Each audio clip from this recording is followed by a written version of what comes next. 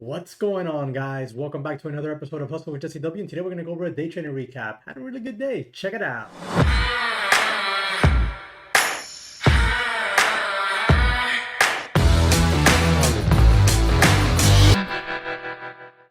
All right, guys, so we're going to go ahead and jump into this day here. I actually shot this whole thing earlier this morning, but the file was not having it. It did not save in the proper file, and I've been breaking my head here for a few hours trying to get it done because it was a good video, and I really wanted to salvage it, but no dice, so I had to reshoot it. So do me a quick favor, guys. I've had a really long day. Smash that like button into oblivion. Like, make it turn purple, not blue anymore, because good Lord, man, like it's just one of those days. Now, I do have the live trade here to go over with you, and I'm going to show you my orders, entries, and exits. The plan, also going to show you what we talked about in the pre-market live session. I actually streamed out the pre-market this morning, so those of you that tuned in, really happy and thankful that you were there. Really had a good time talking stocks with you guys, going over some of the tickers and my gap scanners and formulating the plan for the day. One of the plans worked out pretty well. I didn't partake in the trade because I was over on the other tickers trading that one. But one of the plans, and those of you who were there in pre-market can attest to it, was on the leading gapper, which was here's my gap scan, trade idea scanners, link in the description section with the coupon code to that. It was NAOV, that was the leading gapper, and we formulated a plan in pre-market. I went over it, we mapped out the levels, and it stayed true to those levels really nicely. Like, I'll show you right here on the chart.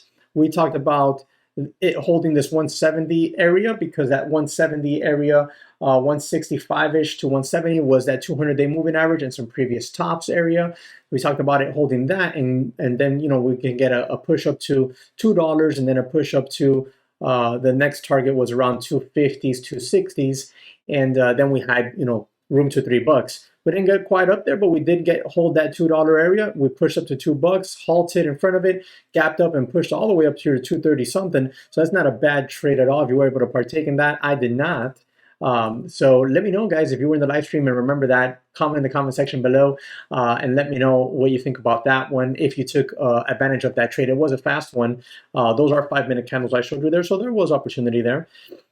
Here, let me switch over to this is my long-term swing trading account. Let me swing over to my regular margin account, and we can go ahead and start looking into what I was looking at. We also were talking about TSLA, Tesla in the live stream. One of the subscribers, I don't remember exactly who it was, but I owe you dinner because he reminded me about Tesla. I brought it up. We started talking about it. I said I didn't see anything there for the long side, but there was some weakness there, and that's what he meant. He was looking for it as a short. However, Tesla really did hold on to the levels today, and it's actually made a real nice move. Let me see. Can you see? Yeah, you can see my chart here. So right here, this 570 area, if Tesla decides to break that, we got room to 580 and 585 for that gap fill to the upside. I did mention in the live stream that I thought I had downside to at least 540, and the low of the day is 541.21. So not bad, almost bottom tick that one. I did short it, and I made money on it. And my play on it was down here. Now, I'm going to get those live trades here for you. Before I do me a quick favor.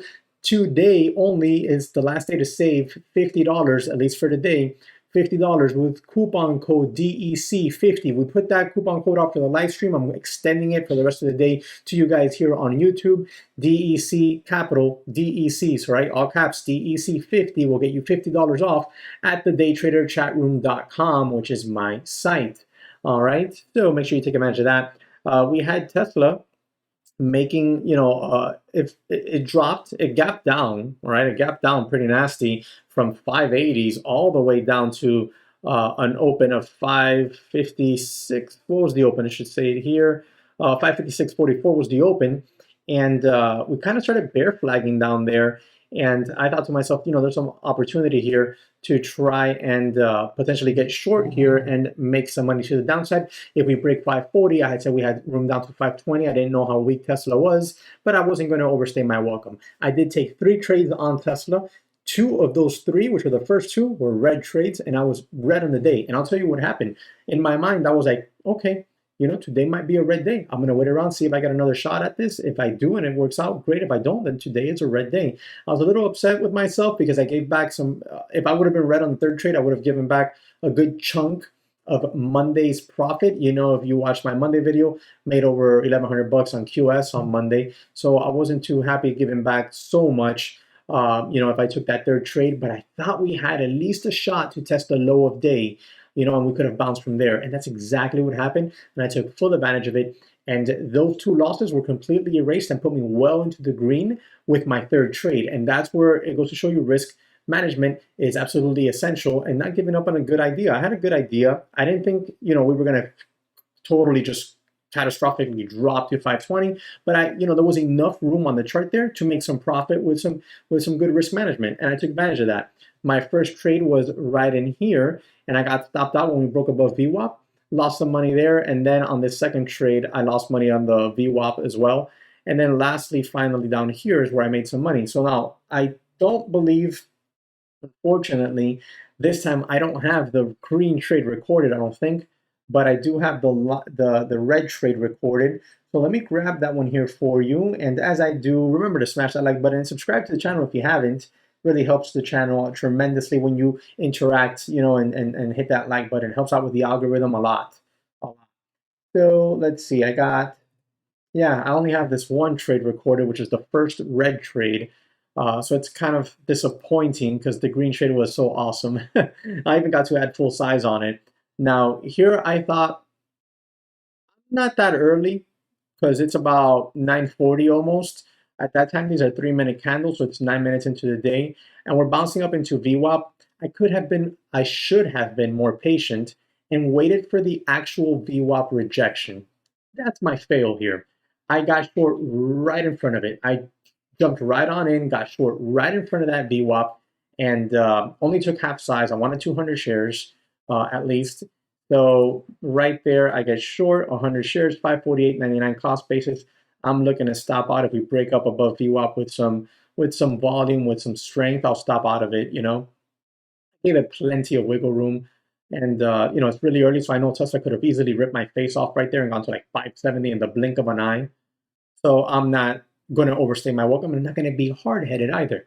Trade's not working out in my favor. I'm out. Simple as that. Oh, right there. Look, I closed it. It was so quick. So I'm in there, 100 shares, 548, and I close it out right there. Boom.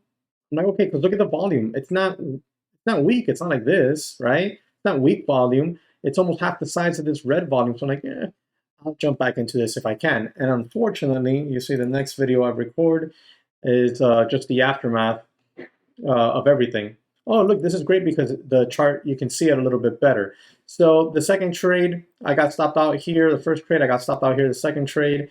And then finally here is where I should have been in because this is proving the VWAP rejection. So right here on this one, as we drop underneath and close underneath VWAP, that's my entry. And then my ideal scenario would have been taking some profit off in front of the lower day, giving some time to see if we can get this 90 MA to come on down here and cross on over. That'll show that we're going to accelerate, or we are accelerating to the downside since it is a lagging indicator. So, I'm in here now. I'm in short right in here. I want to say it was 549 average or 548 something average. I'll show you all the orders now. And I covered some right here at 545, 50-ish. And then I covered the rest down here at 545.02, I believe it was. And the low day was 541. I could have had a shot at covering down there at the lows, but I wasn't going to be greedy, and I figured we can bounce off of that low because that was a level on the daily that I was looking at as a target for a short. So that means it could have bounced there.